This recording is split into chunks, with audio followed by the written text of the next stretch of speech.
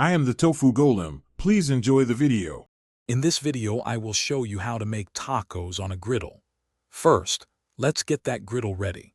You'll want to preheat it to a medium-high temperature, about 375 degrees Fahrenheit. A little oil, like avocado or canola, will prevent sticking.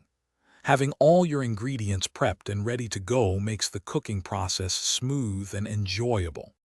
Now, let's get those tortillas perfectly warm and ready for your delicious fillings. Lay your corn or flour tortillas directly onto the hot griddle. Cook them for about 30 to 60 seconds per side. You're looking for them to become soft and flexible.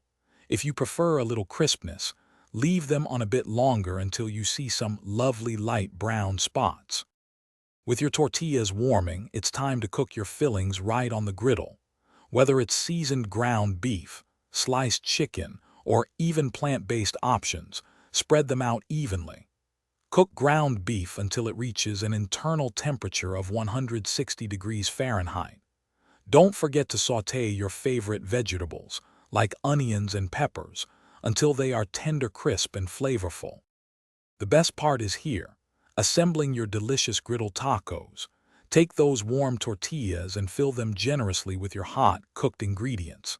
Now, pile on your favorite toppings. Think shredded cheese, fresh salsa, creamy guacamole, and a sprinkle of cilantro. Serve them right away to savor the perfect combination of warm, flavorful ingredients. Enjoy your homemade griddle tacos. Thanks for watching. Consider subscribing if we helped you today.